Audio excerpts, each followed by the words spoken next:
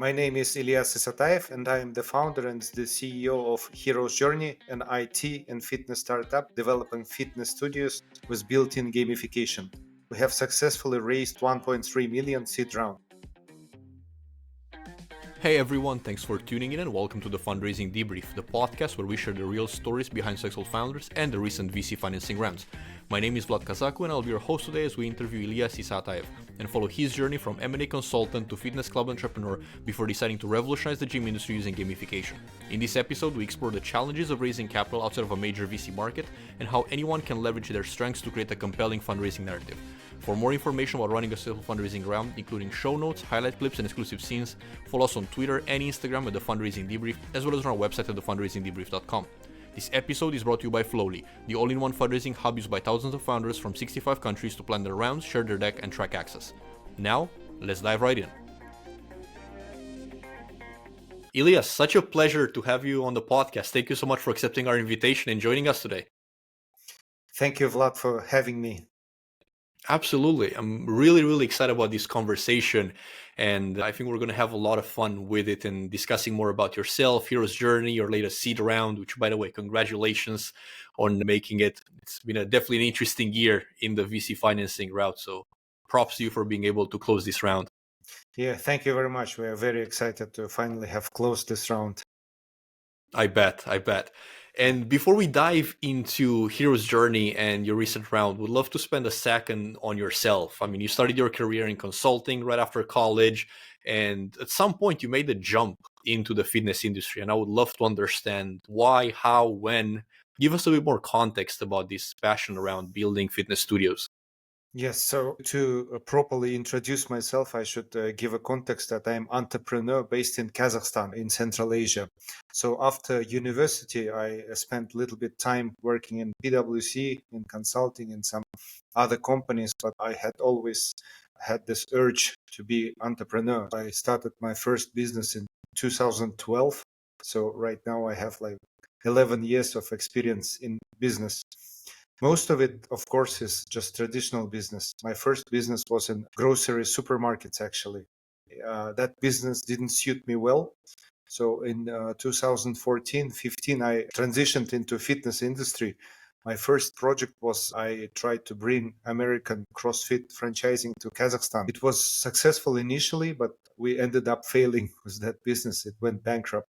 But I have learned so much, especially in understanding the behavior of customer, because the CrossFit failed because we didn't count how many times our client would visit.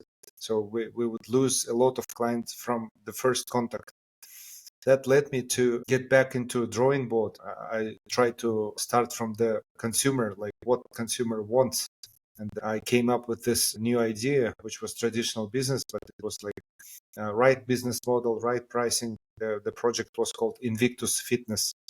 I started this company in 2015-16, and now Invictus Fitness is the largest chain of fitness clubs in Kazakhstan.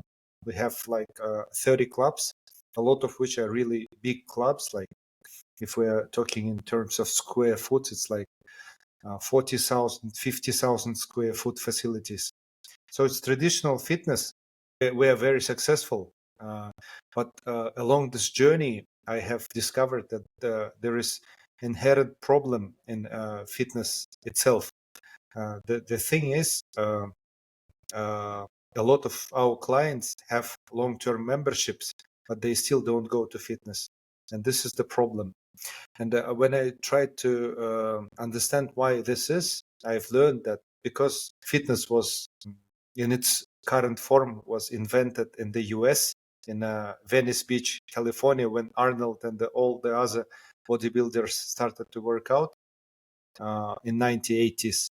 And if you look now, 40 years later, the idea is still the same. You have open gym, you have equipment, which is pretty the same. So it was actually a product which was designed for professional bodybuilders. And somehow, at some point, some smart businessman could put good business model on it, which is always based on the fact that you sell long-term memberships for people who overestimate how many times they are going to train. They end up getting into this long-term contracts. and then they don't really go to fitness that often, which allows you as a businessman to cramp in, instead of 2,000 members, let's say 6,000 members. That's how fitness works all around the world. So we decided to start from the scratch and ask if technology can help to change the customer journey and design a fitness studio which has its goal, the metric which we call engagement. Engagement is basically how many times per month average user goes to fitness. And it started from small experiments I did in 2017, 18, 19, but formally I packaged it in a new company called Hero's Journey in 2020. And for 1.5 years, we were developing this new studio concept. And I'm glad to report that our clients with Hero's Journey train 2.5 times more often than in traditional fitness environment. So we are very confident that we have product solution fit. That's how I Fantastic. ended up here. Fantastic. And I feel like you're solving a problem that has been experienced by probably every single listener of this podcast around the 31st of December, 1st of January every year, when Yeah. everybody gets excited and buys that gym membership and then realizes in March that they haven't been maybe once or twice. Props to you for creating a startup that actually helps people get fit and get more healthy. I'm curious to understand, though, your decision-making process behind transitioning the software to Hero's Journey and not furthering on Invictus Fitness. Like, why did you decide to start a technology startup? First of all, Invictus Fitness is still growing as a very successful company in Kazakhstan. And secondly, Hero's Journey is unfortunately or fortunately, I don't know, it's not a software. This is the question I've been asked a lot. It's a digital customer journey where we use our application, and it's a dedicated automated fitness club. And this software doesn't work with any other fitness club. So when we want to scale, we have to physically open new studios. Interesting. So it seems that I was misled on this understanding. So you are This actually is operating the studios as well, not just the software platform. Yes, that's correct. This is a very usual misconception. Every single VC asks me whether it's possible to make it just a software and scale it without needing to open the gym. But the thing is, the most, I mean, there are a lot of IT companies, there are a lot of applications that is supposed to work with a lot of gym. But the main problem is not in the uh, app or software. The main problem is in physical gym itself. So we the maybe 60 to 70% of value that user gets, it's from the gym. So unfortunately or fortunately, we have to scale by physically opening and operating gyms. But I have experience with Invictus to franchise.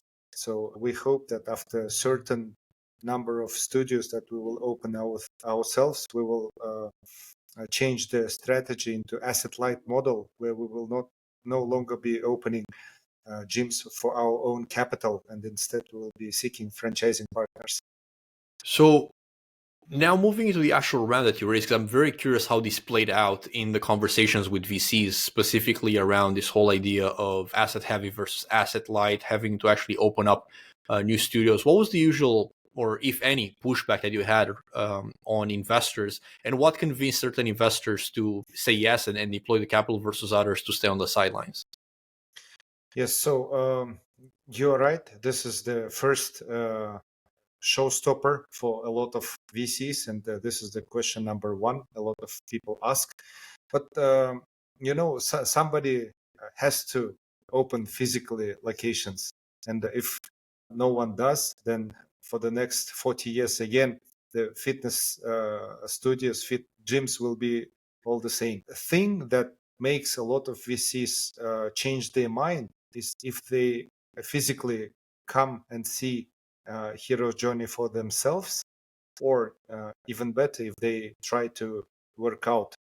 Those who try to work out, they are immediately convinced because it's completely new, elevated experience. We use a lot of technology to completely change the experience user has, and thanks to this, we have those numbers that we have. Not only we managed to get engagement 2.5 times bigger, larger than in traditional gyms, but we also managed to get better economics as well. From the square foot of location, we produce also 2 or 2.5 times more revenue than traditional gyms. So if you add all this up, you quickly see that our unit economics is very strong. We have net margin of 42%. Gross margin is even higher, so it's like SaaS businesses margins. That's very interesting. And I'm curious how many people that you actually end up speaking with in terms of investors went ahead and came to the gym and tried working out, tried to experience it firsthand. Well, maybe out of 20 VCs or 25 VCs with whom I spoke, maybe half of them gave immediately no answer, but of the remaining, maybe half went and at least see, and some of them went to train, and all of those who trained, they said yes. Fantastic. So in the beginning of the podcast, you were asking how would you describe hero's journey, and I'm still struggling. This is something I have to improve. It's not an easy thing to do, but the conversion rate on the people who actually came and tried the product and felt the solution on their skin, I think it speaks volumes of the founder's ability to properly articulate what they're doing to that audience. But before we even get to the people who said yes, I'm curious to understand your top of funnel, right? The 20 investor that you mentioned earlier that you spoke with. How did you approach the round planning process of figuring out who to speak to, how many people to speak with, and really how much to raise and at what valuation? Yes. To give a bit of a context, I am a traditional businessman operating here in Kazakhstan, and the startup and VC ecosystem is very, very new. So I had to learn a lot of things on the go. In the beginning, I even didn't had a plan to do the traditional startup way of funding. Last year, I think it was in Astana, there was this event for startups where we had to pitch like from the for the audience, like for 1 minute, and then we would go to final. If we go to final, then we would pitch for 3 minutes and get the answer. So that got me exposure to a lot of VCs with whom I started to speak, and then I started to learn about the proper startup way of funding. And I immediately was excited for two reasons. One, that this ecosystem started to grow in Kazakhstan, and it was possible to actually talk about funding this way. Two, um, what I really liked about the startup way of funding compared to traditional private equity way of funding, that in each round the equity that you would give up as a founder is much smaller than in traditional fundings. This led me to decide maybe in December last year that this is something I want to do. So first thing, I made a long list of all the potential VCs and the angel investors here in Kazakhstan. But just to make sure that this funding will go through, I also made another list of more traditional investors who know me really well, who trust my businesses, and in some other businesses may even be my partners. So first, I just went through and pitched a lot of them and got a lot of commitments from traditional investors who were ready to fund this project should I elect to take money from them. But then the more I learned about the process, the more I understood that I actually need VC money rather than traditional business people money, because in this way I will be able to do the future rounds more easily, and it will be a better cap table, which apparently is very important for all the VCs. So that's why the process took longer than I imagined, because maybe when I started this process, I didn't even know the half of the VC ecosystem that was in Kazakhstan. But slowly, with recommendations from some people who gave early commitment, I think I finally found about all the VCs that we have here in the region. The reason why I am so focused on VCs that are operating in Kazakhstan or in the region, because I tried to speak with international VCs, and they at the moment do not trust for startup that is coming out of Kazakhstan, even if we claim, and I indeed claim that we have product market fit. And our strategy is actually, after a couple of studies, to go to the US market. And by now, I clearly understand that I will have to raise again some bridge round from the same Kazakhstani VCs and open the first studio in the US using that money to show again that product market fit that works in Kazakhstan works as well, or maybe even better in the US, before I can have validation of the US market to be able to speak with some more international VCs. So this was the process, and I have learned a lot as a result. I have no doubt, and it's an interesting dynamic when you're building a startup outside of United States that has a little bit of a smaller venture ecosystem and trying to figure out what are the right source of financing for this and what are the milestones that we need to hit before we can approach US based investors. But I would like to get a bit of understanding of the very first yes on, let's call it, more traditional business people and call it a business angel versus the very first yes from a VC fund. How much different were those two conversations? And can you peel back the curtain a little bit and tell our listeners how those conversations went? Well, because I have been in the business for 10 plus years, and because I've been building my other Invictus fitness business using the franchising model, I have quite a big network of traditional business people slash investors who trusts me, trust my team, and trust my projects. And it was very easy actually to get like maybe 10 yes from those type of people. So it was never about the hero journey per se. It was about me and my team. In contrast, to get the very first yeses from VCs were much harder, because they immediately, a lot of them said that their focus is actually more with SaaS type of businesses, and they refrain, or they not really in their domain to invest in this kind of physical location. For every 3 rejection, there was some yeses, and those were the people who I tried to convince to see the product for themselves, and slowly I could get. Maybe this process took me like half a year, and there was a lot of learning in between. But something I want to say that in the US or in Kazakhstan, it's the same. There are a lot of IT startups, and a lot of those IT startups are very afraid to build something physical, because uh, they think it's something which is not maybe their strengths. And there are a lot of traditional businesses which are very afraid about anything IT, maybe due to the high cost of hiring good programmers or something. So there is a gap between traditional business and the IT. And I think what the Hero's Journey does is we're actually closing this gap.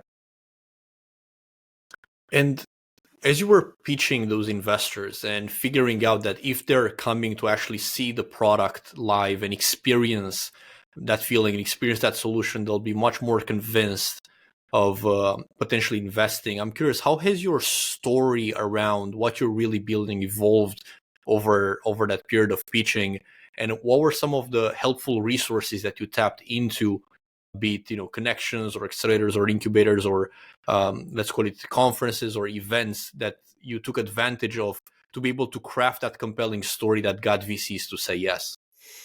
Yes. So as I said, the first the first event that really helped me was called Digital Bridge. It was an event in Astana, Kazakhstan, held by a local incubator.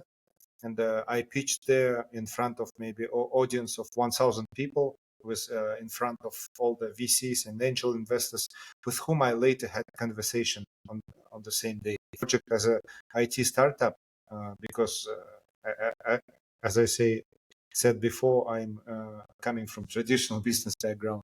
So there were a couple of events like that which I attended, but really big and interesting one was called Venture Forum, held here in Kazakhstan in Almaty. And this year it had about 1,600 attendees, which is really a lot for our market, because only 3 years ago, maybe there were only, I don't know, 3 startups in Kazakhstan. Now there are like huge amount of numbers, which is exciting because everyone thought that Silicon Valley has this unique culture which is not exportable, but apparently it's being mushrooming everywhere around the globe now, and it's easily exported, as we can see now. So yeah, those events were really helpful because I mean, I met all the investors which eventually invested in those kind of events. So did you had almost entirely in-person connections with all the investors throughout around, or did you also do some cold outreach and virtual meetings with folks? I did quite a few virtual meetings as well, but those didn't really work at this stage of my company. So all the successful yeses were from the physical meetings. Yeah, that was going to be my second question, was like, what did you discover between them? So it seems that the in-person meetings were able to convert significantly faster than the one that are virtual. And I'm curious, in terms of cold outreach versus introductions from other folks, have you done both? Have you done only warm introductions? What will be your experience around the outreach and finding those investors and getting in touch with them? I didn't have to reach that many investors because our round wasn't that big, and we had a lot of commitments, but they were taking a little bit longer than we wanted. But I want to maybe signify one important introduction that was made by a fellow startup, and he pointed me into direction of a lot of VCs with whom I later met, and some of them decided to invest. So I think it's really helpful to get to talk to other startups who already are at the next stages of the funding, especially in a developing VC market like Kazakhstan VC. So that was really helpful. And have you felt at all that the macro environment and everything that happened over the past year in terms of global venture funding has really had an impact on your particular round or on the Kazakhstani venture ecosystem? Uh, yes, definitely. This was argument used a lot by VCs when we would speak about valuation. But the good thing about our company is that not only we had good revenue, we were actually profitable. And prior to getting it structured as a startup, we were actually paying out dividends.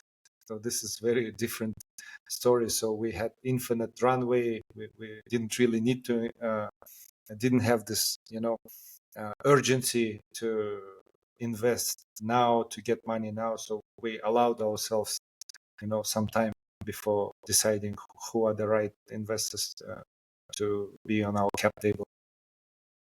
And I heard you say twice the right investors to be on the cap table. What was your process around selecting those individuals? Like, what were the criteria that you put in place to say, I would like to work with this person, but not with this other person?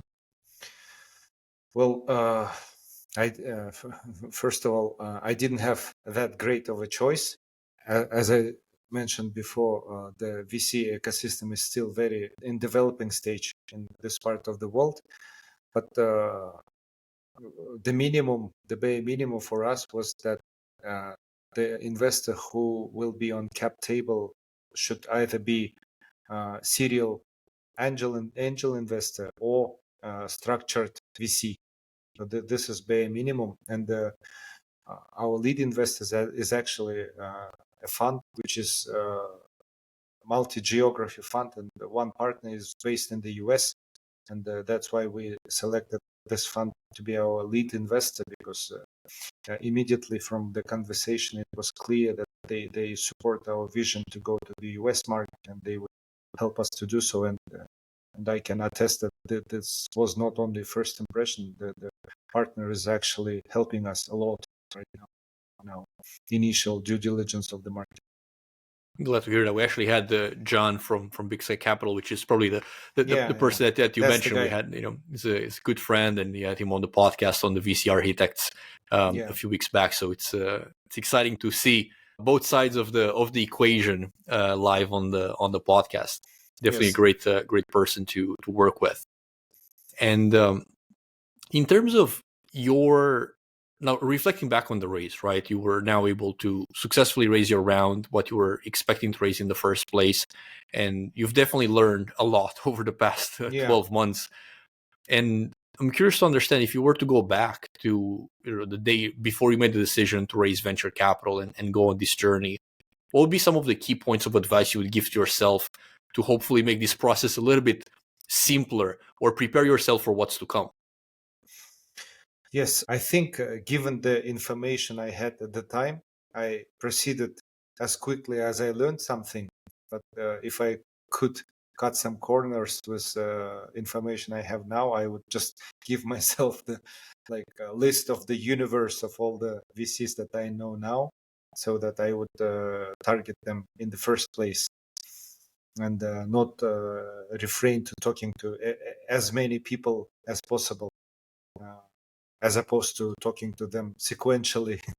So that so I would love this process to be much quicker, because I didn't realize that this is a process that would take like half a year of maybe 30 to 40% of my time, even if it's not like I had to do something actively, but it would always be on top of my mind, and I would always be thinking about it. So, and I would want to learn to do it in much quicker manner, maybe 2 to 3 months maximum, so that I can focus on product, on the business again.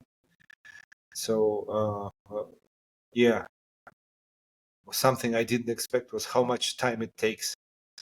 Definitely need to budget like a lot of time and resources for raising. And I still don't know all the answers, but I want to find for the future rounds a better formula. Maybe I should increase the network of the investors I know, VCs I know. Maybe I should include them into some reports we're doing, etc., etc. And I'm still getting all these advices from other startups.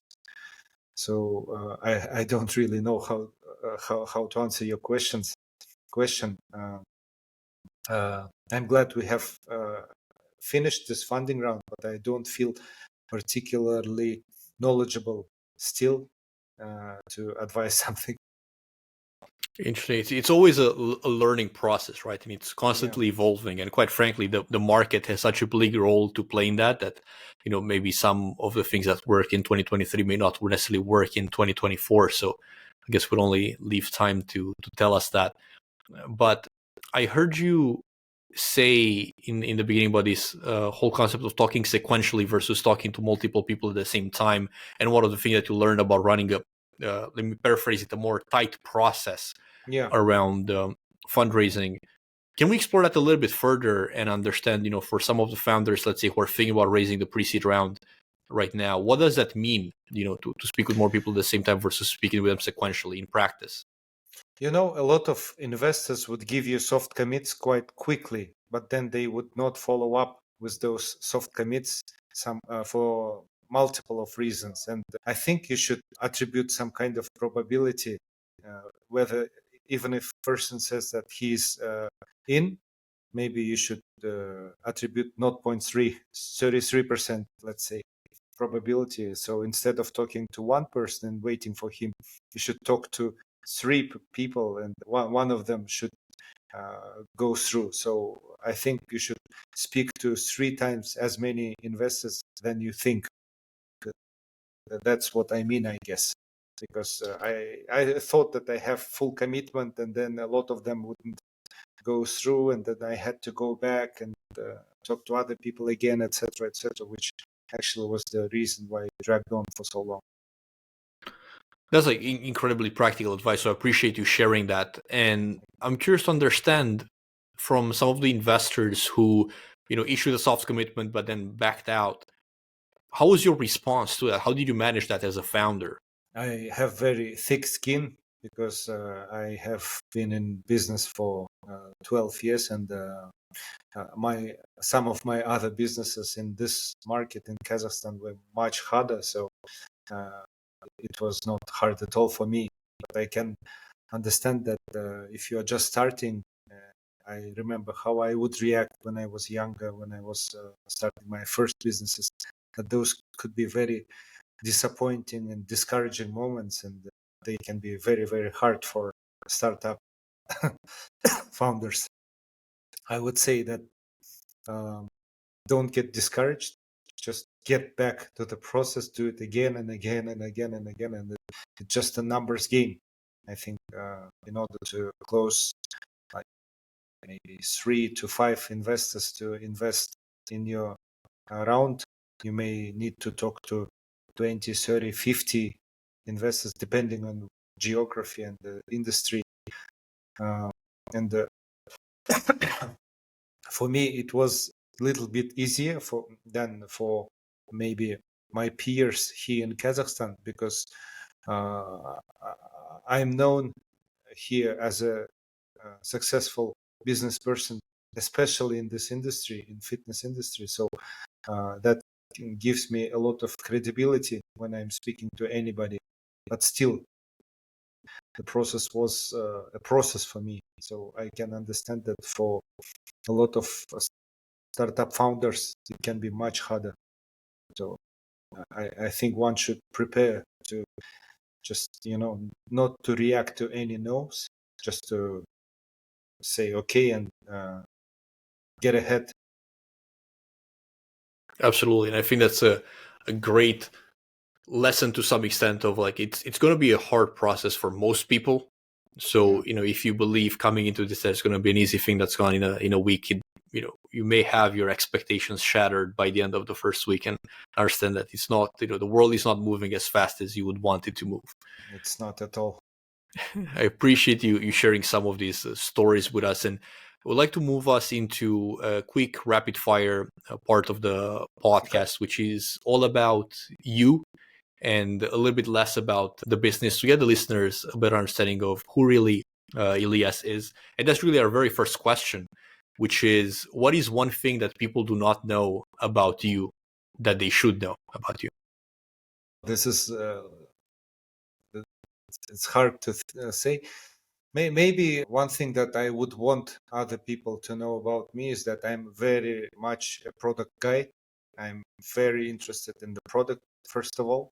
I'm very interested in observing the behavior of people, how they react to changes in customer journey. I love to observe. I love to talk to them myself, and this is my favorite part of this journey of the startup building process. So that's why maybe I described myself in my Instagram bio and fitness, because I really think that what we are doing is we are working with psychology, or maybe with behavioral economics. So we are designing some kind of uh, not before something which didn't exist before, and it's very exciting, and that's the favorite part of the job for me. Everything else is just secondary. Fantastic. And I love this question because a lot of people have a hard time finding like what's that Yeah. one thing that they like to share, and it's always something fascinating that people hold. And I'm curious to understand on to the second question, what is a recent book slash article slash conversation slash podcast episode that has really changed the way you view the world, or challenged a previously held belief very strongly? Oh, that's easy. My favorite podcast for maybe last couple of years has been Acquired podcast, and through Acquired, I learned about this framework which they would use at the end of the episode, which was when they would analyze every company through the lens of 7 powers.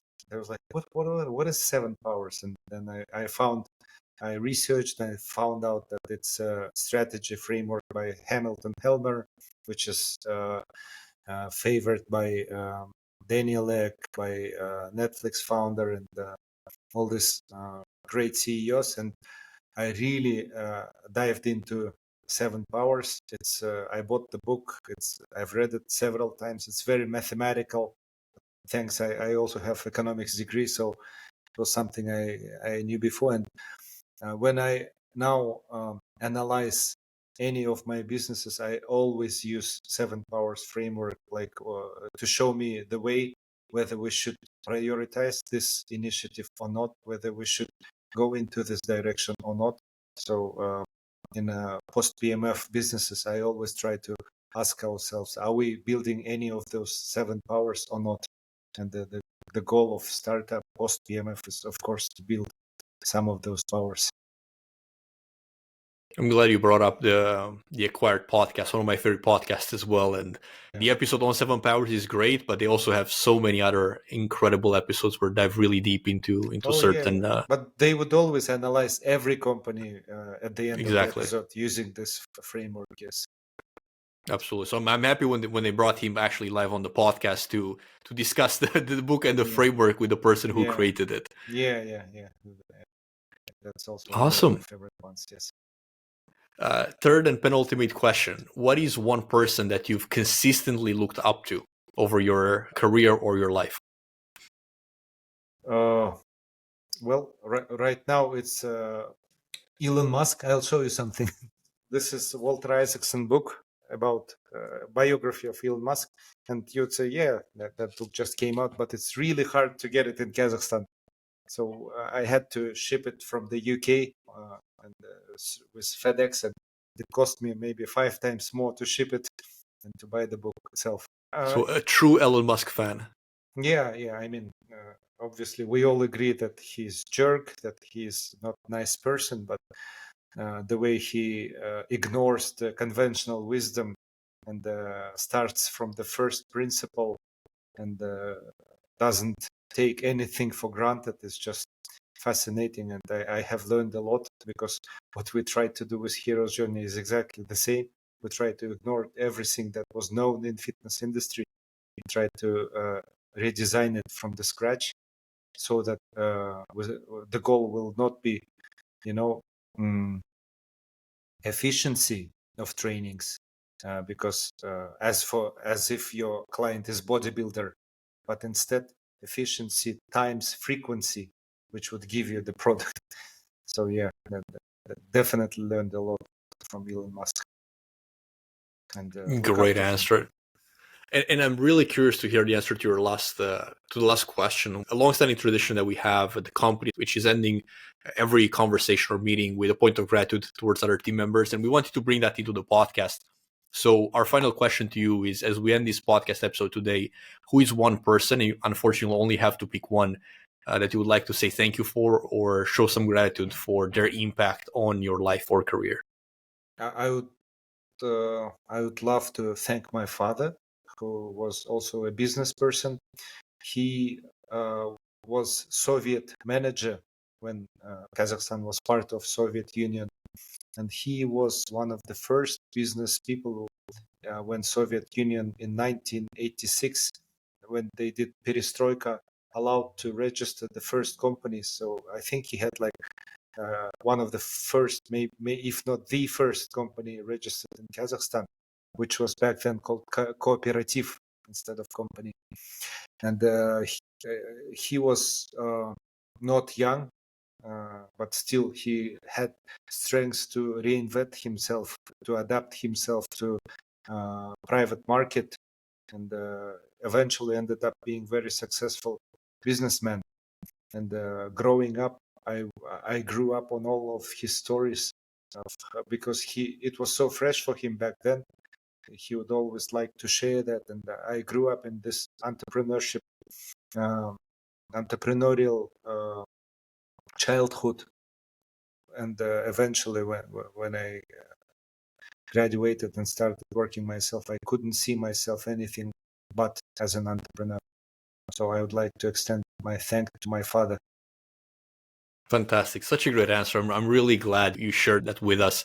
And my thank you goes to you. Really appreciate you for taking the time to join us share some of your story and your background and your experience building your company and raising money for your company. And I'm certain a lot of founders are going to get a lot of value from this conversation, hopefully be inspired to build the next big thing and have more tools in their toolkit to raise the right capital from the right people for their business. Really appreciate you, Iliyas, for joining us today. Thank you very much, Vlad. It was a great honor for me.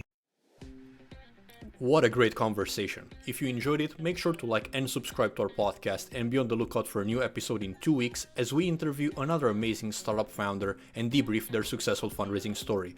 This podcast was made possible by Flowlie. If you're currently fundraising or planning to do so in the near future, create a free account today on Flowlie at flowlie.com. That's flowlie.com. And get access to an investor database curated just for you and powerful deck sharing capabilities with advanced access and engagement tracking. Are you ready to take your fundraising journey to the next level and join thousands of founders across the globe who use the platform every single day? Find the discount code in the show notes and sign up today. That's it for today's episode. See you next time.